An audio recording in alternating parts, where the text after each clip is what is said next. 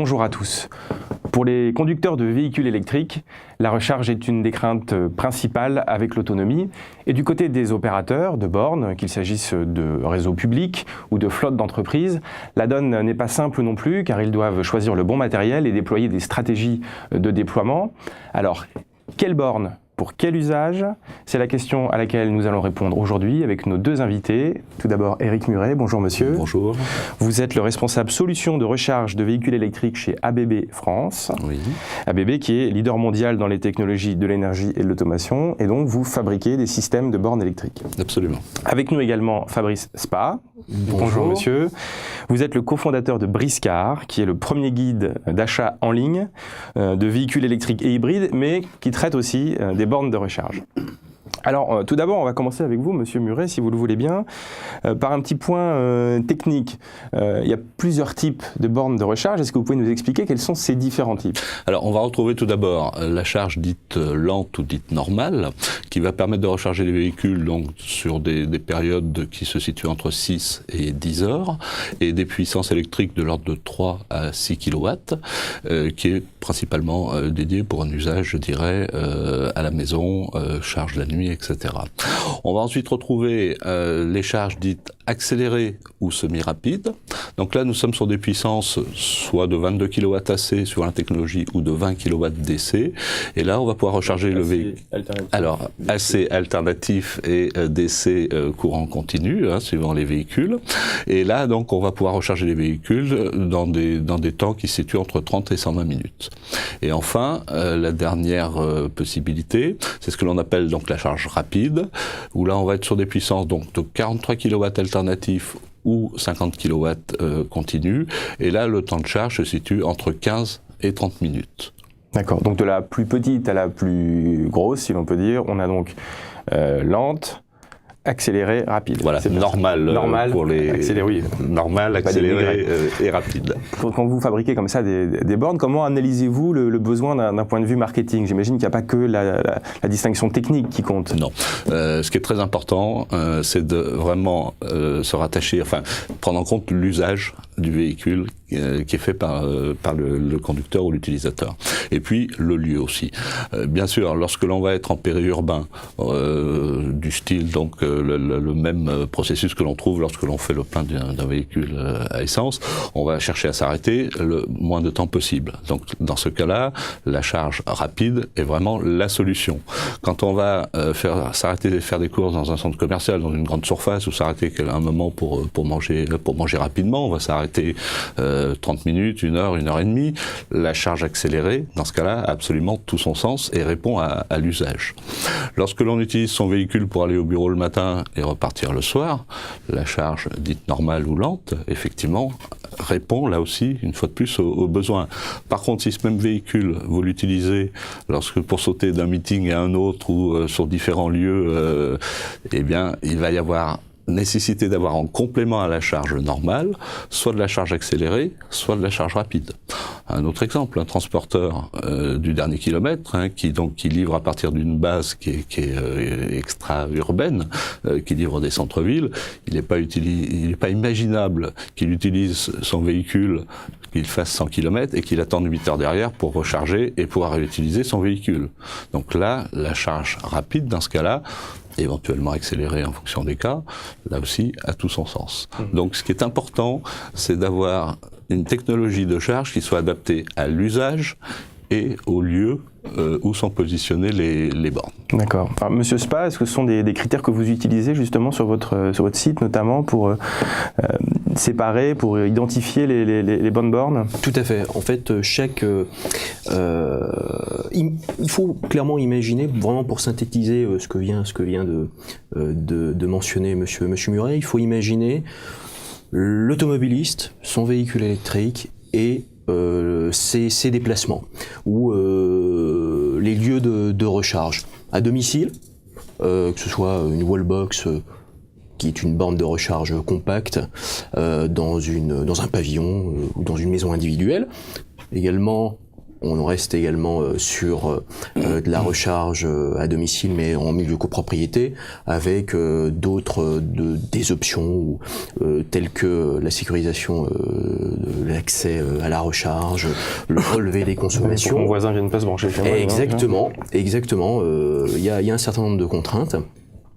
Imaginez également la recharge au travail. Que ce soit via une borne installée, une wallbox 3 ou 6 kW installée par son employeur. Imaginez également la recharge sur une aire d'autoroute, sur un centre commercial, plutôt sur du rapide. Donc là, on est vraiment soit sur de l'appoint, soit une recharge complète à 80% en une vingtaine de minutes. L'objectif, vraiment, et le site y répond, c'est à chaque besoin, presque à chaque client, on y reviendra par la suite, sa borne de recharge. D'accord. Alors, un petit retour sur un point technique. Quand vous parlez de charge normale, vous me parlez de wallbox. Brancher dans la prise chez soi, c'est pas bon ? Si, en fonction des véhicules. Certains véhicules, la plupart, peuvent être branchés sur une prise standard. Alors, il est préférable de mettre une prise un petit peu renforcée, effectivement, puisque les temps les prises standards que l'on a d'installer à la maison, a priori, ne tiennent pas l'intensité sur une période de temps aussi longue que la charge. Donc, ça plutôt pour raison de sécurité. Voilà, de sécurité, puis de durer dans le temps.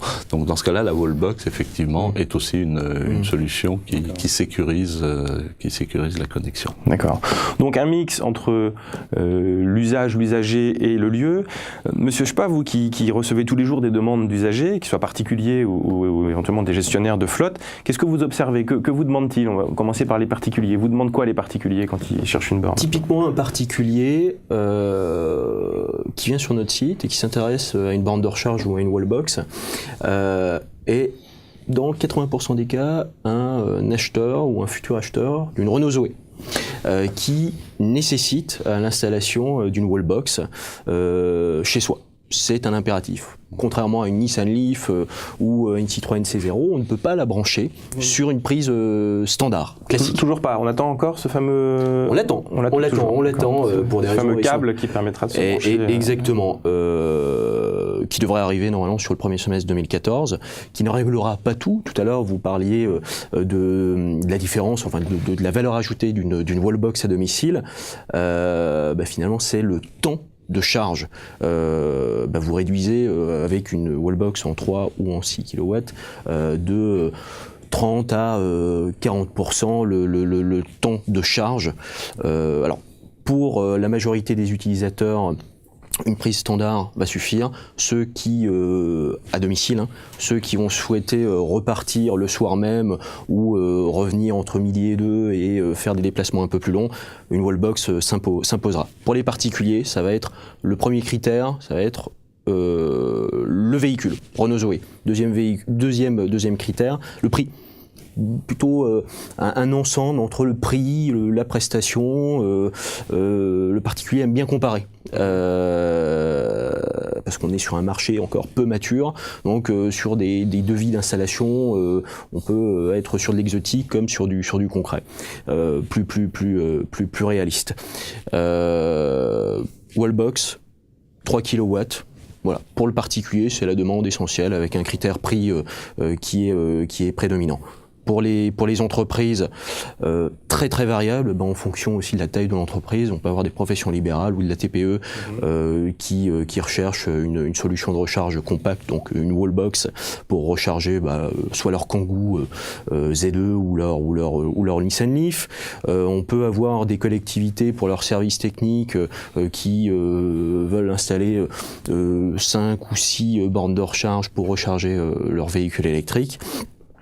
Et enfin, on a également les collectivités qui vont installer sur la voie publique des bornes de recharge avec, on a une véritable hétérogénéité, on a du 3 kW, on peut avoir de l'accéléré, du normal, de l'accéléré, et souvent avec 2 types de prises pour être le plus compatible possible avec l'offre de véhicules sur le marché. Alors Alors Monsieur Muret, vous aussi chez ABB, j'imagine vous observez le marché, j'espère. Quel panorama en faites-vous aujourd'hui? À quoi ressemble le parc de bornes installé alors, chez les particuliers, mais j'imagine aussi surtout oui, alors nous sommes qui vous intéresse effectivement sur les bornes, je dirais, à usage professionnel ou public, hein, d'une manière générale. Donc effectivement, en France, globalement, on trouve beaucoup de collectivités de grandes surfaces ou d'entreprises qui mettent uniquement des bornes 3 kW alternatives. Et ça, c'est réellement un vrai problème, parce que ça n'aide pas au développement du marché. Alors pourquoi? Expliquez-nous pourquoi. Alors, tout simplement, on parlait des différents temps de charge et liés à l'usage et au lieu. D'une part, il y a des véhicules, donc je vous le disais, on trouve du 3 kW, et on voit souvent des collectivités, par exemple, qui demandent du 22 kW AC. Or, le 22 kW AC s'adresse à 2 véhicules uniquement. Et encore, il y en a un des deux, c'est si le client a pris l'option. D'accord ? Donc, il est important de ne pas faire de discrimination lorsque l'on implante des bornes de charge accélérées ou rapides, et de bien installer, bien sûr, du 3 kW qui a tout son sens en termes d'usage, mais de l'accéléré 22 kW AC et pour l'ensemble des autres véhicules que la Zoé et la Smart, du 20 kW DC en accéléré, et de la même manière pour le rapide, le 43 kW aujourd'hui uniquement la Zoé donc sait recevoir ce type de courant. L'ensemble des autres véhicules effectivement se chargent aussi en courant continu, donc dit DC. Donc il est très important, contrairement à ce que l'on fait en France, de ne pas mettre que du 3 kW et du 22 kW AC qui s'adresse qu'à un nombre de véhicules finalement qui est très très faible, mais de faire le bon mixte, des bornes courant alternatives, des bornes courant continu, aussi bien en accéléré qu'en rapide.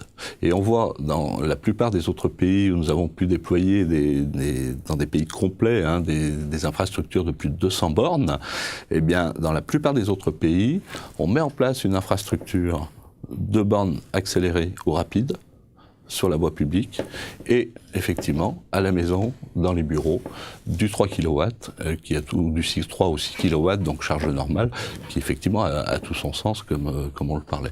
Donc en France, on a une démarche qui n'est pas du tout dans la même logique que ce que l'on retrouve dans les autres pays européens, comme le Danemark, comme l'Estonie, comme la Hollande, qui déploient avant tout une infrastructure publique avec des solutions accélérées ou rapides. C'est clair que c'est vraiment un levier important pour que le marché du véhicule électrique se développe. Il répond à un besoin. Tous les utilisateurs de véhicules électriques, la grande crainte, c'est est-ce que je vais tomber en panne ? C'est ça. Si l'utilisateur sait que dans un rayon de 20 km ou de 30 km, il peut recharger en un quart d'heure ou en 20 minutes, ça va complètement changer la donne quant à l'usage du véhicule. On ne va plus hésiter à faire un Bourg-Lyon où il y a 80 km. On sait qu'on pourra, 20 minutes après, on aura rechargé et repartir éventuellement si c'est nécessaire. Encore faut-il avoir l'information. Cette information n'est pas toujours disponible en France, en tout cas pas de manière unifiée, si j'ai bien compris. Contrairement à d'autres pays. L'information sur où se retrouvent les bornes, sont-elles disponibles ? Alors c'est là où il y a le besoin de l'utilisateur et la géolocalisation des bornes et l'information au sens large, que ce soit au travers de sites internet, au travers de solutions d'information SMS, etc. C'est là où l'infrastructure, c'est pas qu'une borne. C'est effectivement, elle est au croisement de toute une partie, bien sûr, la partie qu'on va appeler smart grid, le réseau électrique, qui doit être pris en compte. On a parlé de l'usage par l'utilisateur, mais aussi, ce qui est important, c'est l'information que l'exploitant des bornes est en mesure de communiquer. Et donc, la partie très importante, c'est d'avoir des bornes qui soient que l'on puisse monitorer, où on puisse avoir en permanence une vue de son bon fonctionnement, du diagnostic, si vous voulez, pour l'exploitant, et effectivement l'information d'avoir une borne qui fonctionne correctement, qui est éventuellement disponible, Pourquoi pas une possibilité de réservation aussi, à un moment donné, par des sites. Donc l'importance d'avoir une borne qui soit communicante avec l'ensemble des autres systèmes. On parlera peut-être de monétique aussi, de paiement, qui est un point important. Donc c'est une des caractéristiques qui est absolument à prendre en compte lorsque l'on développe une infrastructure de bornes de recharge, en plus du fait de bien prendre en compte le bon mix pour prévoir une infrastructure adaptée à l'ensemble du parc du véhicule et non pas à uniquement un ou deux véhicules. L'information client, c'est quelque chose qui remonte aussi de votre côté, Monsieur Spa? L'information client, c'est sur l'emplacement indispensable. Indispensable. Le JREV, donc le groupement d'itinérance de la recharge des véhicules électriques, a été créé avant l'été et consiste tout simplement à répondre à toutes ces questions. La borne est-elle disponible? Où est-ce que je peux la trouver? Via une application smartphone ou mon GPS. Combien la recharge va me coûter? Donc on rentre dans la thématique de la monétisation de la borne, qui pour le moment sont quand même coûteuses à acheter et à installer, voire même à entretenir. Exactement. C'est indispensable. Rapide parallèle avec les États-Unis, notamment sur la Californie, avec des acteurs déjà bien implantés. Voilà, avec une seule application, vous avez accès aux bornes, leur disponibilité, leur réservation, également le prix de la recharge et le temps que ça va pouvoir mettre et la puissance. Est-ce que ça veut dire qu'il y a une norme qui permet d'unifier tout ça? Il y a des normes en cours ou existantes? Alors aujourd'hui, sur la partie purement communication entre la borne et les systèmes informatiques, en Europe, on voit émerger un protocole de communication qui s'appelle donc l'OCPP, qui effectivement évolue, comme un peu les logiciels. On a des versions 1.2, 1.5, etc., qui ensuite sont exploitées par soit des solutions toutes faites de constructeurs. Par exemple, on propose aux gestionnaires de flotte des solutions sous forme de pages web qui permettent justement au gestionnaire de gérer sa borne, d'avoir les statistiques, de pouvoir éventuellement gérer ses badges, d'avoir bien sûr du diagnostic, de pouvoir mesurer les taux d'utilisation de ces bornes, ça c'est important, mais aussi des solutions qui doivent être ouvertes à toute, une grande surface qui souhaite faire un réseau national et avoir une vue sur l'ensemble de ces bornes, associées, pourquoi pas, à la recharge à des ristournes ou à des cartes de fidélité, par exemple. Cette entreprise qui souhaite développer son propre système, dans ce cas-là, il faut que la borne soit complètement, on va dire, ouverte et capable de discuter avec leur propre système. Donc, au travers de ce protocole OCPP, effectivement, qui est un protocole tout à fait libre, free, il n'y a pas de fees à payer, rien du tout, chacun peut venir se connecter sur une borne qui est bien sûr capable de dialoguer avec sous ce protocole-là. C'est-à-dire que vos interlocuteurs en entreprise ou dans les collectivités ne sont pas que des managers de flotte, mais peuvent aussi être des directeurs marketing, des directeurs de systèmes d'information, etc. Tout à fait. Ou des gestionnaires pourquoi pas demain, de stations-service ou Donc des vraies demandes opérationnelles de la part de vos clients et futurs clients et prospects, mais on imagine aussi qu'ils peuvent avoir des envies très fortes de grandes quantités de bornes, de fortes puissances électriques, que le gestionnaire du réseau, RDF pour ne pas le citer, n'est pas toujours disposé à ouvrir ses vannes. Comment est-ce qu'on règle ce problème? Alors aujourd'hui, il y a des solutions et les solutions sont en train d'ailleurs d'évoluer très rapidement. Aujourd'hui, les solutions qui existent, comme je vous le disais, c'est déjà de pouvoir choisir dans des options charge accélérée ou semi-rapide, donc on est sur des puissances de l'ordre de 20 kW, ou du rapide à 50 kW. Il est possible aujourd'hui sur les bornes de dire la puissance maximum n'est pas à 50 kW, mais elle peut être limitée à 40 kW par exemple pour s'adapter au réseau.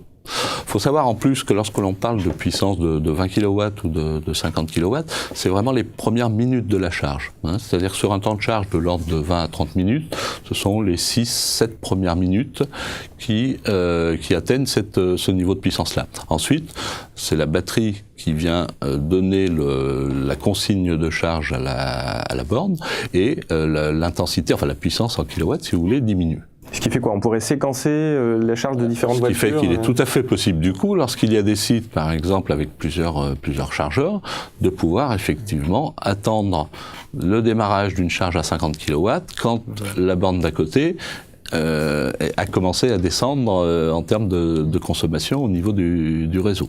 D'accord. D'où l'intérêt d'une bonne communication entre bornes. Alors c'est là où on en revient effectivement à la communication.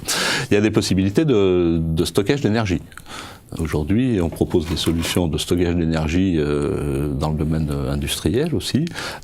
On a fait des réalisations à très très grosse échelle. Là, on ne parle pas de kilowatts, mais de mégawatts, si vous voulez. Et ce sont des solutions qui existent. Maintenant, effectivement, il faut les adapter à un environnement, je dirais, public. Mais c'est quelque chose qui donc, existe. Des batteries stationnaires qui se chargeraient au fil du temps et puis qu'on viendrait vider rapidement pour charger la voiture. Tout à fait, absolument. On a fait, par exemple, la réalisation d'un bus électrique sur Genève, où on recharge en 15 secondes, c'est-à-dire le temps d'un arrêt. On recharge on recharge jusqu'à 200 kW pendant ces 15 secondes, et le reste du temps, eh bien, il y a des batteries tampons de stockage qui permettent de faire en sorte que le réseau ne voit pas cette pointe de les 15 secondes permettent d'aller à l'arrêt suivant. À l'arrêt suivant, absolument. Tout à fait. Et puis ensuite, nous travaillons sur des solutions où, grâce justement au protocole OCPP, on va pouvoir manager en dynamique la puissance maximum en fonction de période horaire. Si par exemple en Lorne on fait une réalisation, on associe les bornes avec des panneaux solaires. Donc, effectivement, là aussi, la nuit, l'énergie fournie par les panneaux solaires est nulle, voilà, on va dire. Alors que le jour, c'est beaucoup plus important, mais ça peut être variable en fonction des nuages, etc. Donc, à partir de là, eh bien, on va limiter de façon dynamique en fonction d'un certain nombre de paramètres extérieurs, qui peuvent être temporels ou en fonction du temps qu'il fait. On va limiter la puissance maximum de la charge. Ce qui est important par contre lorsque l'on utilise ce type de système, c'est aussi d'en informer l'utilisateur. Et là, c'est un point aussi, c'est une caractéristique des bornes où il est important pour l'utilisateur de voir combien il a chargé, où il en est, etc. Et donc on parle vraiment bien d'un système de bornes et pas d'une succession de bornes installées les unes à côté des autres, bien sûr. Tout à fait. Bon, alors qui fabrique des bornes, Monsieur Spa? Trois types d'acteurs de grands groupes, essentiellement issus du CAC 40, ABB, Schneider Electric, Legrand, Aguerre et bien d'autres, qui sont des acteurs spécialisés dans la conception et la fabrication de produits liés à la gestion de l'énergie. Premier type d'acteurs. Deuxième type d'acteurs vont être plutôt des PME, soit des acteurs qui produisent ou ont un lien avec l'industrie que j'ai citée précédente, soit sont d'un domaine mais alors totalement différent, qui est celui de la tôlerie. Premier exemple, DBT, activité principale liée à la transformation, transformateur, fournisseur d'EDF. Deuxième exemple, la tôlerie, gros lot, dans l'Ouest, qui a développé une borne de recharge. Troisième type d'acteur, des pure players, Chargemaster, Green Motion en Suisse, Chargemaster en Grande-Bretagne, qui eux ont été créés ex nihilo sur cette activité bien précise. Beaucoup d'acteurs. D'accord. Mais alors qu'est-ce qui fait alors avant peut-être, ça coûte combien? Le prix moyen prix moyen, il n'y a pas de prix moyen. Ouais. De acheter, installer de 850 € à 20 000 €. Enfin, que pour la borne, on parle pas de travaux publics ni rien. Installé. Ah oui, installé. Y compris installé. 850 € typiquement, petite wallbox, 3 kW avec le tableau électrique à proximité, sans option, vraiment très simple, jusqu'à 20 000 €. Les solutions notamment développées par ABB que M. Muret pourra vous détailler. Ça dépend bien sûr du type de borne, parce qu'il est très simple de faire une borne alternative 3 kW. C'est une prise avec un disjoncteur de protection protection et un petit module électronique de communication. Il est beaucoup plus complexe de faire une borne qui permet de charger en rapide ou en accéléré, avec de l'électronique de puissance très élaborée. Qu'est-ce qu'il y a de compliqué dans une borne? Où se trouve l'innovation, la technologie? On voit qu'il y a des acteurs très variés, même des gens de la tôlerie. Alors est-ce que ça veut dire que l'électronique est très simple? C'est quoi les qualités d'une bonne borne? Les gens de la tôlerie savent faire des bornes alternatives avec une prise, un disjoncteur et le petit module. Quand il s'agit de faire des bornes qui savent proposer des services avec les différents standards que l'on retrouve sur le marché, à la fois du CHAdeMO, donc qui est un standard japonais, du Combo, qui est le standard maintenant qui est recommandé par la Commission européenne et qui devrait donc en Europe prendre le pas dans les années à venir, et éventuellement du 43 kWh. Là, c'est beaucoup plus compliqué. Et là, ce ne sont pas des gens qui font de la tôlerie, mais des gens qui ont une compétence en électronique de puissance. À titre d'exemple, ABB fait partie des grands constructeurs mondiaux, voire même leaders en électronique de puissance dans le domaine industriel. On fait depuis des années de l'électronique de puissance pour des variateurs, des chaînes complètes de papeterie, de cimenterie, etc. Et c'est effectivement grâce à ce savoir-faire que l'on a pu développer aussi rapidement une borne qui est une borne dite universelle, si vous voulez. Alors ce qui est difficile à faire, c'est de prendre en compte l'ensemble des paramètres. Le premier, le plus important, c'est d'avoir une borne avec une fiabilité extrême. Et ça, nous l'avons pris en compte dès la conception. Un exemple, quand on parle de chargeur de 50 kW, il y a deux solutions. Soit on fait un gros chargeur de 50 kW, s'il y a un problème à l'intérieur, les 50 kW, on n'a plus rien.